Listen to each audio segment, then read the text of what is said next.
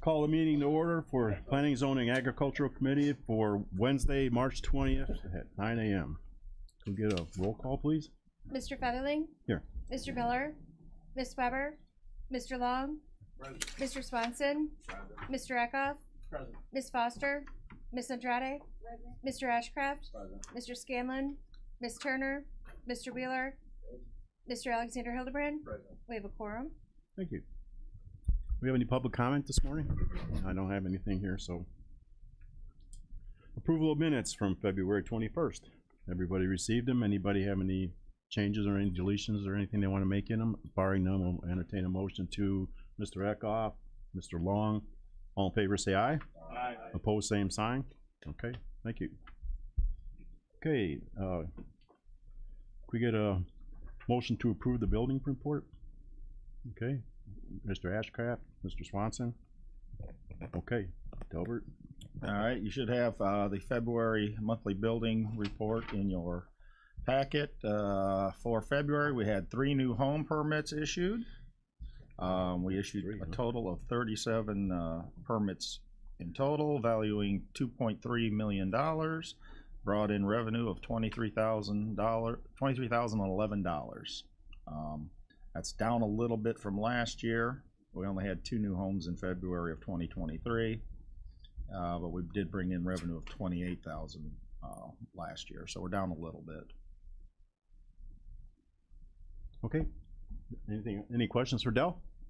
Okay, we got a motion in a second, so get all in favor, say aye. Aye.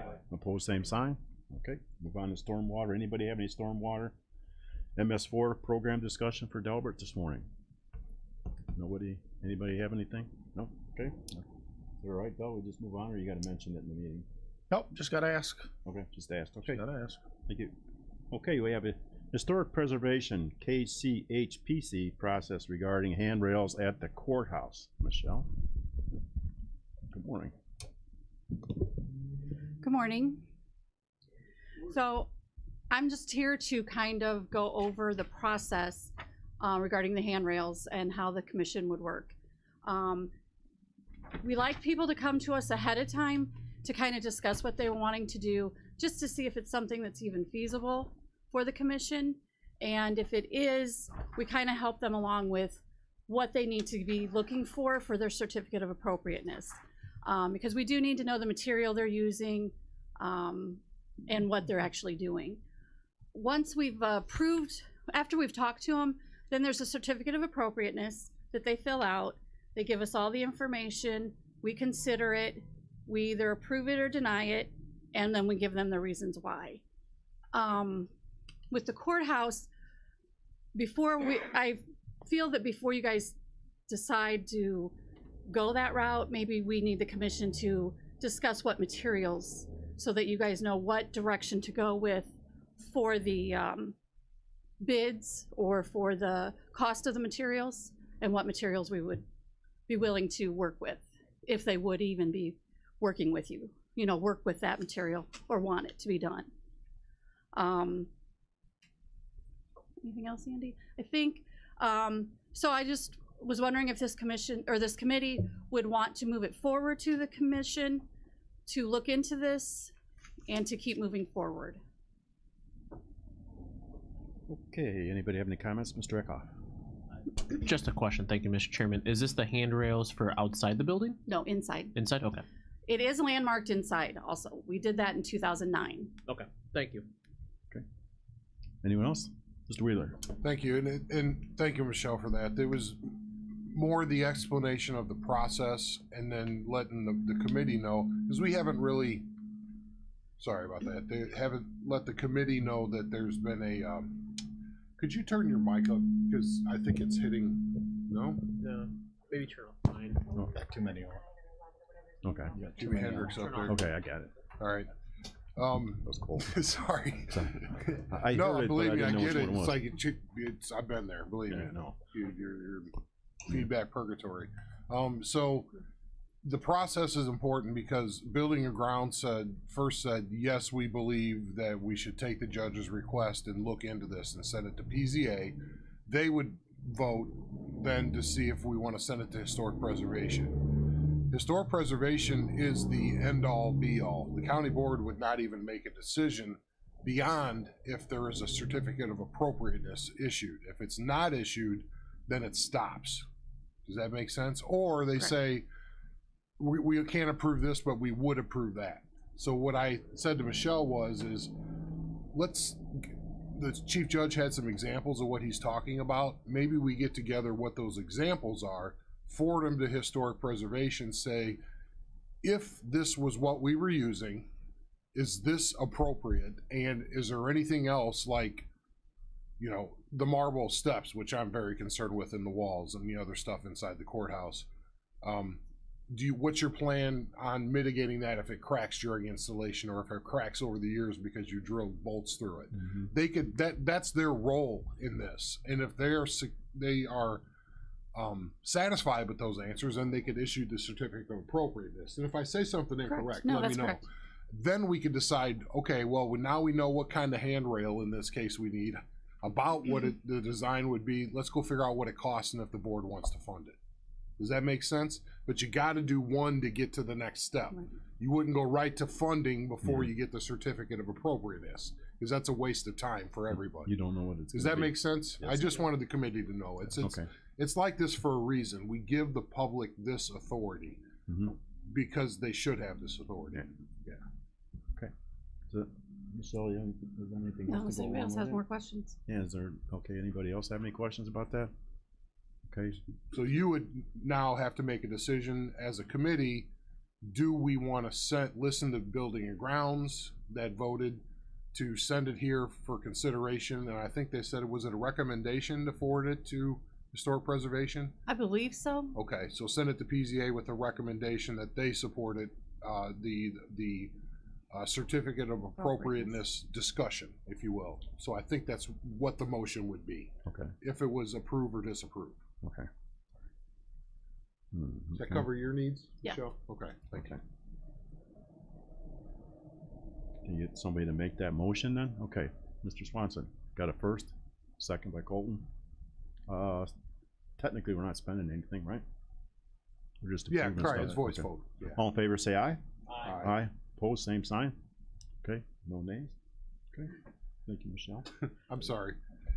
Do they have per diems? No, Okay, so we're not spending money. Okay. That's was gonna be my Oh, only yeah. thing. I didn't no, they're think of that. volunteers. Yeah. The team, and then we might need a voice vote for that. It would be at their normal meeting anyway. I'm sorry? It'd be at their regular meeting anyway. Yeah. Oh, it would be, it wouldn't be a special, so. Okay. Yeah, I will probably have it on our April 1st meeting at 4, if anybody would like to attend. And like I said, we'll probably just discuss it, see if it's something that we feel should be moving forward with the certificate of appropriateness. Okay. Okay? Thank you, Michelle. Okay, lights off. Okay, next up we have Mr. Wilson's got some stuff for us today. We got transportation. Let's start out with fiscal year 2025 FTA section 5311 application. That's right. We should have it in front of you. Did you get it, Cole? Conversation today. So I guess in its totality, the items are all the same item. So this is our annual re-up. We're coming into fiscal year 2025. To run our rural transit program, we operate a couple funding streams. So we have our FTA Section 5311, that's our federal funding. Downstate Operating Assistance Program is our state funding. And then as part of that application, we're required to do a few things. One of those be purchase of services. We already have an executed 3-year lease agreement to manage the 12 rolling stock vehicles we have in operation right now. But when you look at the applications, I guess kind of the big takeaway here is we apply for the funds in the maximum amount available. So it reads like $2.4 or $2.5 million worth of transit expenditure. We build a budget appropriate for that amount because that's the maximum amount of funding we're eligible for. We never spend that much in transit funding, mainly because we're required to maintain a local match that's much larger than we have. But it always looks like at the end of the year we've spent $700,000 or $800,000 in transit, and then every new year I ask for $2.5 million. I mean, in a perfect world, we would receive enough local match to be able to do more transit. But just keep in mind when you're seeing those numbers, they're not exactly congruent with our annual expenditures. So this is for our funding. We've requested from the state of Illinois to have our application turned into them by April 9th. Applications are actually due April 1st. We don't ever seem to receive the information in a timely enough manner. But we've sent our request for the additional time, and they seem to be happy with that. I talked to the deputy chief about it, and he said, if it's a few days late, that's fine. They're just trying to get kind of a soft target for us. So out of this committee, if this committee feels appropriate to authorize the grant application and signatures from the chairman, we would move forward to county board for full execution of the appropriate resolutions and all of the paperwork. So I guess the request today is kind of an omnibus authorization to apply, and because Danny needs to sign some things, John needs to sign some things, Andy needs to sign a bunch of things. Can we have some approval to move forward with this to continue to offer Kankakee County Rural Transit with our partner Show Bus? So you're combining all this together in one? If the committee is comfortable with that, this is all one grant action as far as we're concerned at the staff level with IDOT. Yeah, so it's basically one pass then. Okay. Combine and approve, Mr. Eckhoff, Mr. Swanson. All in favor, say aye. We are spending money. Oh, we are spending money. It's not our money. Just kidding. Let's do a roll call, please. We got a first and a second. Mr. Featherling? Yes. Mr. Long? Yes. Mr. Swanson? Yes.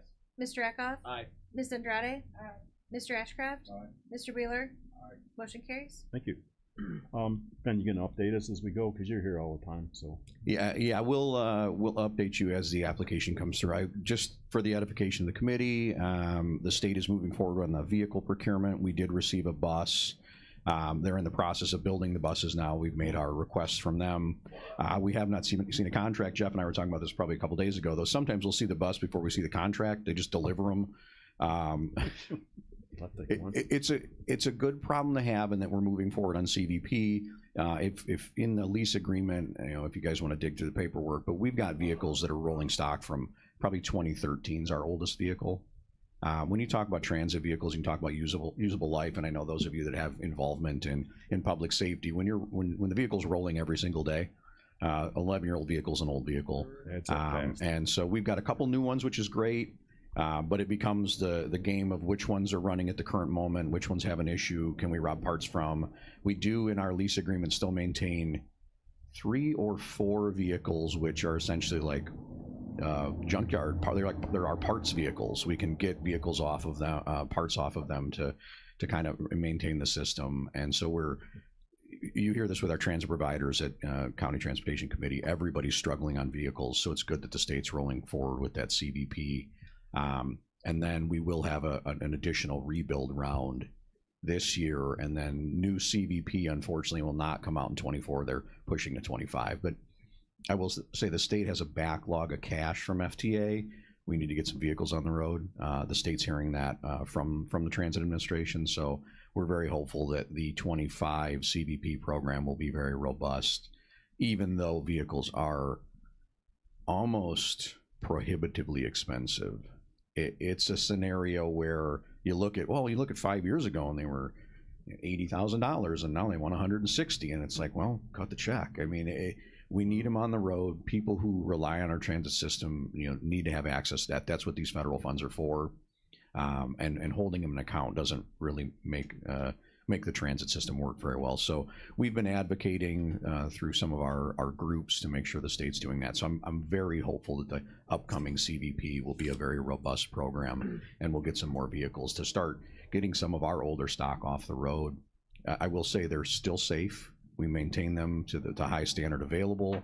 We maintain them to the appropriate federal standard under our audit process, but they do just age, and sometimes they don't start in the morning. So. Any more questions for Ben? Mr. Wheeler? Thank you. That segued perfectly into a question I had for you, Ben. I had received a request from a social service provider, not-for-profit, help them if ARPA opened back up again, if we had money that was unspent with a transit vehicle just like this to get some of their youth clients to sporting events, or they're a little more rural in nature, you know, so it's, the question I have is do we have any rolling stock? How does that, how is it disposed of when it still works, but it's just one of the higher mileage vehicles that were taken out of service? How does that work? And could we gift that as part of an ARPA allocation and maybe fix it up for them and say, here, instead of 160,000, here's one that's been refurbished and it cost us 20 grand. And you could accomplish, you see where I'm going, use the ARPA money to refurbish, but maybe we can't do that because it's federal money passed through and we got to auction it. You know, there's weird rules like that, you know. Once the disposal happens, not that all of the requirements are waived, but it's similar to a disposal process that we would use for county vehicles. Mm-hmm. I think the bigger hang up there is we run the wheels off of them. And as an example, on some of the Eldorados, one of the issues we come into, we have in Illinois is the frame, sub and superstructure. Sorry, I'm not a car guy, but I always think of bridges. It rots out so badly. I don't have a certified welder who's willing to re-weld pieces in and certify that for safety. Sure. So we end up with a vehicle that, all right, maybe the motor and trans are okay, we can part those out, or critical components of the lift brake that are integral to the operation of the lift, and so we kind of cannibalize what we can off of it to get it into the vehicles that have other issues. By the time they get to that point, they're not worth a whole lot, and I mean to the point where you probably would spend $50,000 or $80,000 getting them up and running. I would say though, one of the things that got brought up, we had a Human Service Transportation Plan, HSTP for John, another acronym. We had a meeting on Monday in Pontiac, and one of the things the state was saying is this is the type of funding and mechanism that we use to make sure that those service agencies, not-for-profits, are able to access funds. Under Federal Transit Administration, there's something called 5310. We're a 5311 applicant. 5310 is more of that individual entity. So KCTC or Thresholds or Good Shepherd Manor can apply for funds under the CVP program to receive a vehicle, and we do occasionally get those where. So I would say more as we start looking at Rebuild Illinois and start looking at CVP 25. I would say that entity, have them get a hold of me, or I can reach out to them, get them into our HSTP process. They can, because they have to participate in HSTP in order to apply for vehicles under that. But they could start, and we're kind of reinvigorating HSTP out of COVID. We're out. I know some of the social service agencies deal with a very vulnerable population, and so they've been kind of reluctant to come back. But we're meeting in person. We're meeting more often. We're updating our plan, and so this would be a perfect time for them to get plugged into that system and then apply for a vehicle, which would, through the CVP process, is a zero cost process for them. I mean, they have to apply, which is a little bit of staff time.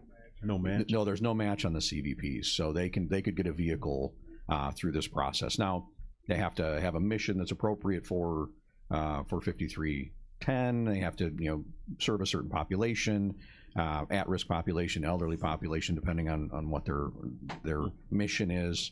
But they would be able to apply for, and it wouldn't cost them a whole lot to do it. Okay, thanks.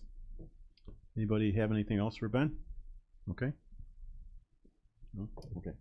So I do have the long-range transportation plan update. I did before the meeting started. I heard the short version. So there's one that starts with 2024, not that one. Go to the, I think this is 3 slides. Look at that. I just wanted to update this committee on some of the work we're doing at the CATS MPO, just in case you hear about some of the things we're doing. So we released a request for proposals to update our 2025 long-range transportation plan. So that's the 2050. So we're, as an MPO, a population of 50,000 or greater in an urban area, we're required to do a plan that lasts at least 20 years and is done every 5 years. So I feel like you finished the plan. Jeff and Mike and some other staff in our department worked very hard on the last plan. We exhale, and here we are jumping into our new plan. We're obligated by the regulation to have it up and running by May 6th of 2025.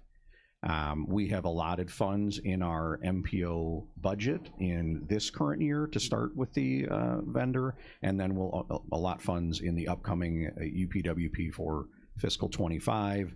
And then as we close the contract, if there's kind of spillover, we might put some funds in fiscal 2026 to do that. But I just wanted to, if you see on the APA website, and I don't know that you would necessarily be in the RFP pages there, but we're as a county staffer that staffs the MPO, we're in the process of selecting a vendor. This is not a direct cost of the county, but you will see bills being paid as we go through this process that will come as claims through the planning department. So this is a nice pool of funds that we have from the Federal Highway Administration that the state matches, that we're not required to put local cash into, that we can do this. And so we're trying to leverage that for our plan, but also as we start talking about some greater planning efforts to try and use IDOT's PL funding to get planning work done within the county. So this is one of those kind of requisite things we do, but it's also important to remember that, at least from my perspective, for the MPO, I answer to Chairman Wheeler and the mayors of the communities, but I need to sometimes remember that also I'm as a county employee, the bill's going to come across your desk, and you're going to say, what are we paying $100,000 or a couple $100,000 to this vendor for? It's for activities like this. So we've been authorized by the MPO to move forward. I just wanted to make this committee aware, so that way board members would be aware of what we're doing. Okay. Thank you. Anything else, Ben? You don't need any motions or anything, just update. No, right? this is informational. Okay. And the other one was only like 65 slides, so I mean we could have really done it up today if you wanted. So we'll do that next month maybe.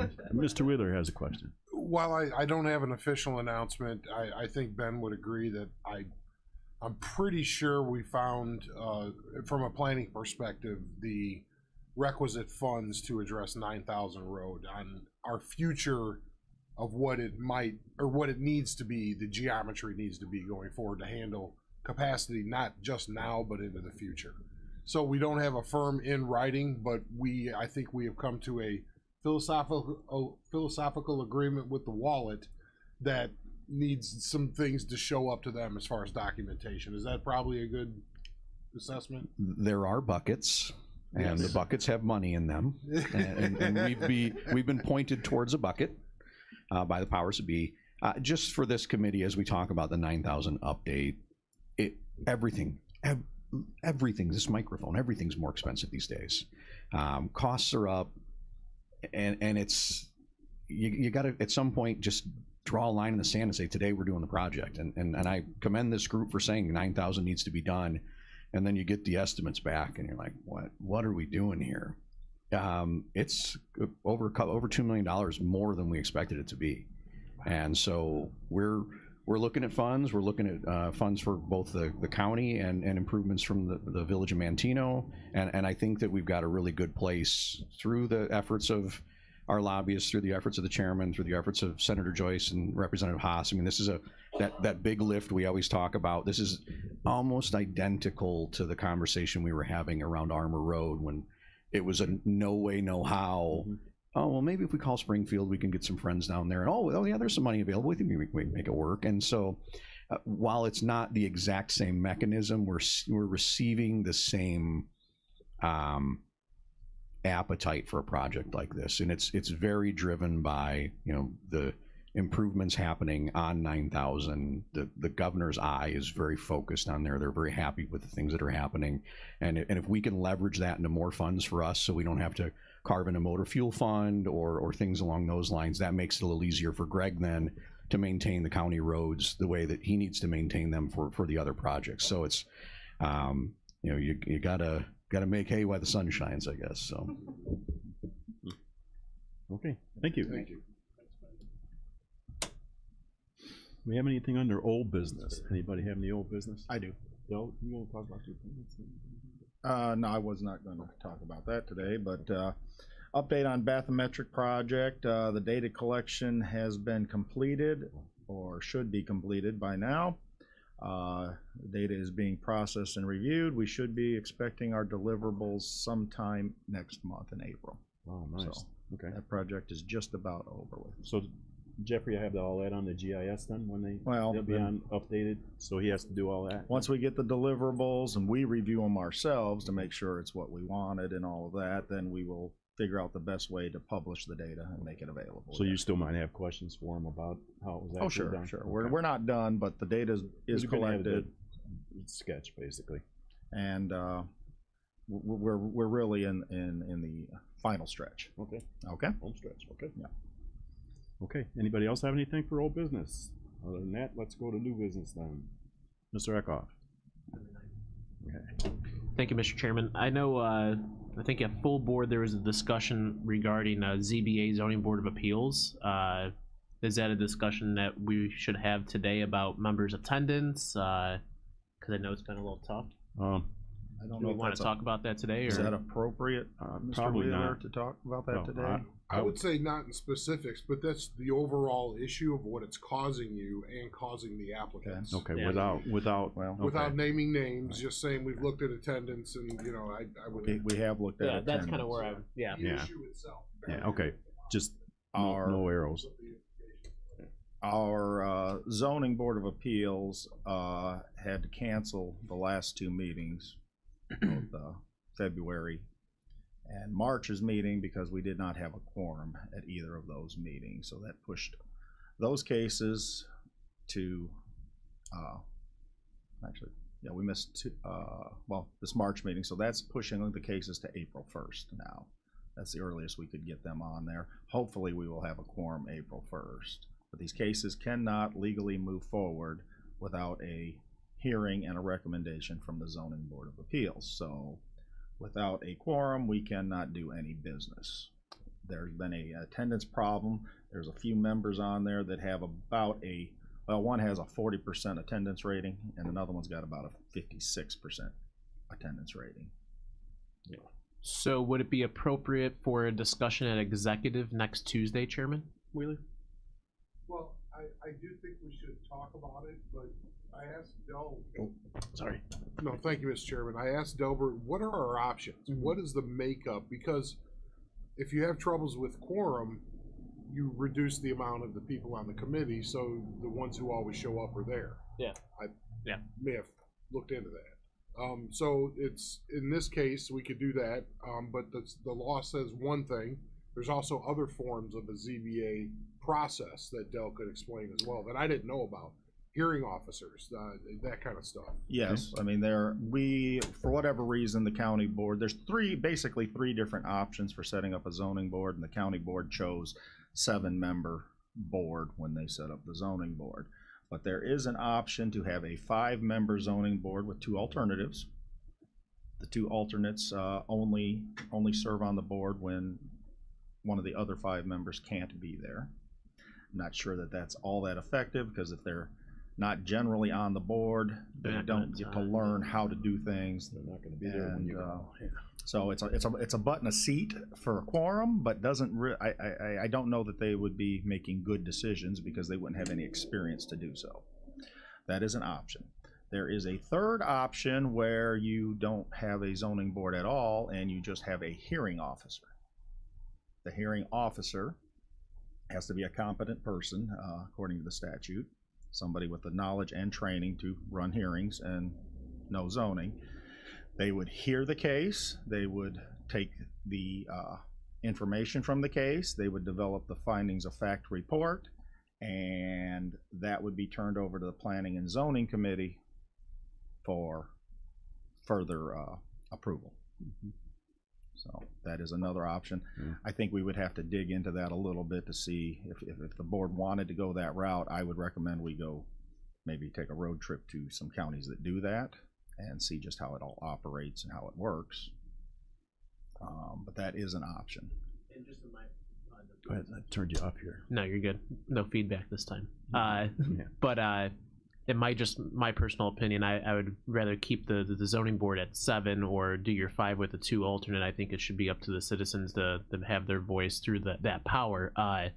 But I would like, if we could, at executive to have some sort of discussion on it, and if we could get some kind of a game plan going. If it's, you know, I don't know if we can, I don't want to go too far into it, if we have to look into certain individuals. And I mean, John, you were on that board for how many years, and you didn't have attendance problems like that. So I don't want to go too far with the discussion, but if we could for executive, I think that should be a discussion that we should have. Thank you. I think under the hearing officer, the citizens still have a say. Okay. Their voices are heard through this committee. Okay. Okay. So it may change what we do here compared to what we used to do. Right. The difference is that there's no zoning board to make a recommendation, so the role of the planning and zoning committee changes. Rather than just reviewing the hearing and the recommendation from the zoning board and So our deciding role would whether you expand a approve little it, bit then. it would be expanded, that Okay. you would actually be making the recommendation to the county board. Okay. So you would actually have more input than you currently do. All right, that's something to So- think about. Del, real quick, I think we probably ought to have maybe legal take a look at this too. I'm sorry. the problem on the zoning board a lot of times is they get a lot of people from the area or they're farmers in the county. And when we had a couple times, which we still made, I think we had a lot of 4-member meetings, but when you only have 4 people there, every single body's got to vote yes. You get 1 no, it's gone. And some people, you got to tell them that up front when the meeting starts, and some people don't like that. They don't want to take that chance. So then they leave, and then basically you didn't have a meeting, and you're back to square one. So Well, making it smaller is going to be tough. I think that would be tough to do, unless you say you can be on here, but you can't. I You know, think work your fields in the fall or in the spring. It's kind of hard to do that to guys. But if you had, for sure, you're only short the 1 usually, right? 1 person. Maybe 2 we or are 4. currently down 1 member right we're now. down. We're down 1 member We have a also, spot to fill. and I don't know how many renewals are coming up. I haven't kept track. Del probably knows how many terms are coming up where they're going to be redone. Do you have a, I think off the top of your head? it's generally like 2 a year that come due. Okay. Okay, but And then it gives us a chance to advertise and see if we get any other responders, right? Right, Andy? Is that? I really, it's up to, I have to say it like this, it's up to the county board members to reach into their districts in those open districts, because you can't have another person from your township to find those people, to be honest, because it's just not, you can't solicit it enough and get any responses. It really, it's and it's not just us that's having this problem. It's everybody has a problem getting people involved in these things. So, like what Delbert said, I really do think, maybe not for finance this time, but maybe he can get together a side-by-side of what our alternatives are. And then also, what does a hearing officer bring you?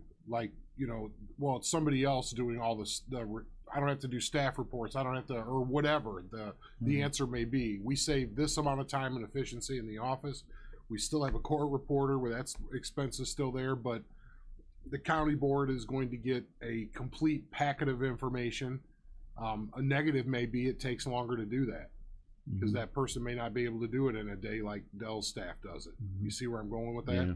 So there may be a negative, but it also may streamline the process, and then we may be able to ask more questions within this committee. Because before, remember, they were the hearing committee, and we couldn't ask a lot of questions. Sounding We had to body. just look at the evidence. Well, we'll get the evidence, but we can actually ask questions outside of that. And again, those are things that we'd have to look at next to each other. It's intriguing. I do think we should look at it. there's pros and cons to each of the alternatives. Exactly. And we got to figure that out. It's nothing we're going to be able to do in a few weeks. Yeah. So we're going to have to move forward. Does that mean with we'd what hope have. all the public comment would come through back there, so we would have to hear everybody that wanted to say what they wanted to say? No, the hearing would be done by the hearing officer. Yeah, but I That's mean, where does your he- sworn testimony. As far as Okay. public comment goes, that part doesn't change. Okay. Because if you want to be on the record as part of the hearing and provide testimony and evidence, you must be before the hearing officer. Okay. If somebody came to public comment wanting to do that at PZA, you would need to refer it back to the hearing officer to reopen up the hearing. Okay. Because without that, you don't get both opposing sides, if there are any, there's nobody to argue that information or to even have time to analyze that information. Okay. All right. Anyone else have anything? Andy, that was a hand up, no? I said Okay. it would be best if the board was interested in that, is for us to maybe see what counties have it, figure out their agenda schedule, and go see how it actually works Okay. out in the wild. Okay, sure.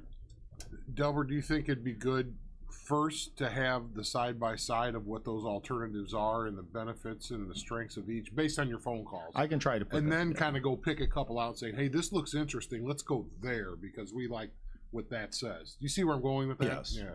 As Let's of don't right do now, a goose chase. Let's target what we think the solution may be. As of right now, I know that Whiteside County has a hearing officer. Okay. Okay.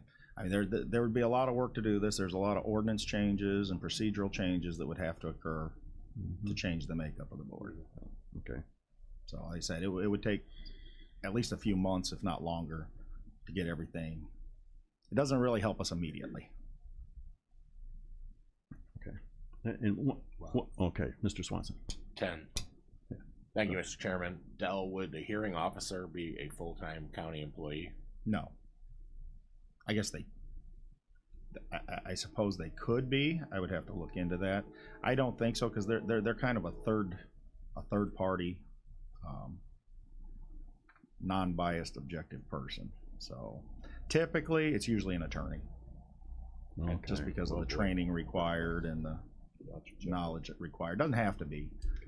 I would like to hear more about that option. As far as saving money, I don't know. Since this person would probably be putting in several hours on each case, I don't know that you're going to save any money by going that route. Yeah, Yeah, I'd 'cause like if to you hear more about it, especially if it's an objective person that, But if you got a lawyer sitting up here, that's cost major money. You can have 8 people up here for what it costs to have a lawyer, I think. yeah, but we're getting a job done that's Yeah. not getting done right Yeah. now. Well, yeah, but I will honestly say it hasn't been that much of a problem until mostly recently, I believe. And are you getting a better process and a better product out of it too? Yeah, Because sometimes cheap is not always best. yeah. Where Mr. Swanson. where are we short Just on committee Mantino members? area. There's Yes, nobody from we Mankato. have a member from Kankakee Township. We have a member from Limestone Township. We have a member from Aroma Township. We have a member from Norton Township and Pilot Township and Bourbonnais Township. So our other member can come from any township I didn't just list. We have no representation whatsoever on the east end of the county. Is there a per diem yes, for those people for the meeting? $50. $50, and then They get mileage to drive to the meeting and back, and they get mileage for site visits. So if they want to go out and look at a specific case, they give them mileage for going and looking at That's their things. current pay.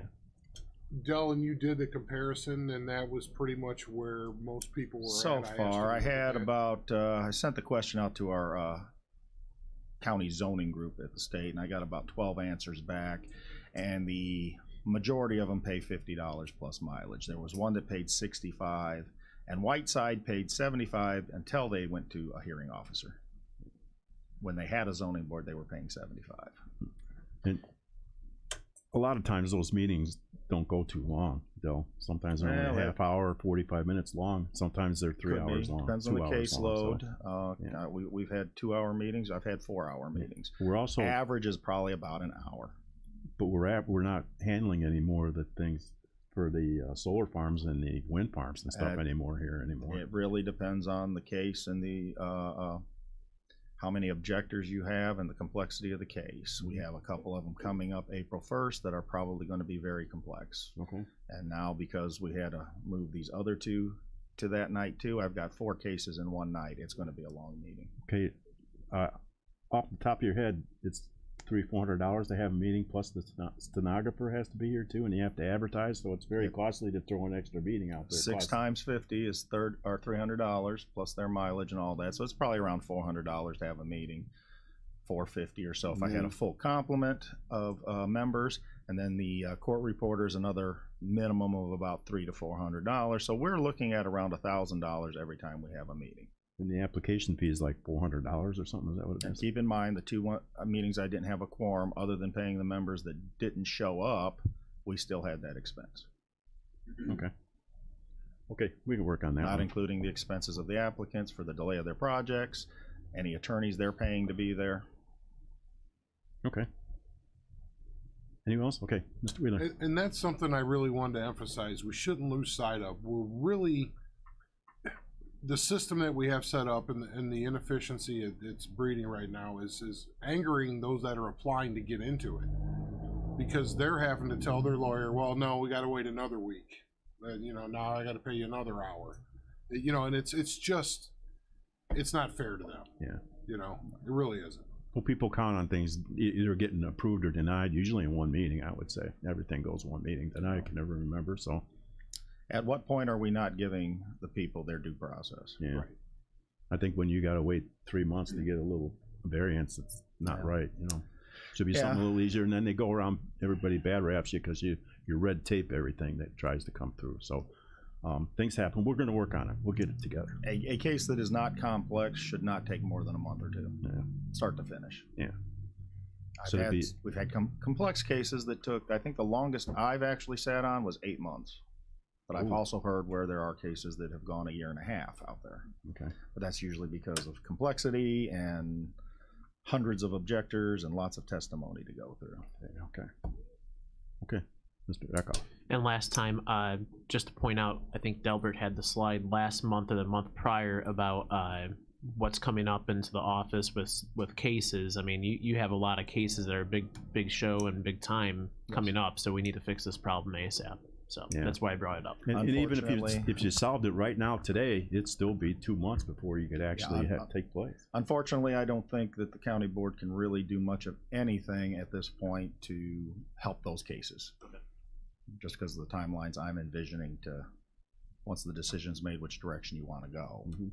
Like I said, probably 2 or 3 months to get all the paperwork and everything done that would be required. Most of those cases will be here by then. Okay. Anyone else? Barring none, we get a motion to adjourn. Mr. Swanson and Mr. Eckhoff, all in favor say aye. Aye. Opposed, same sign.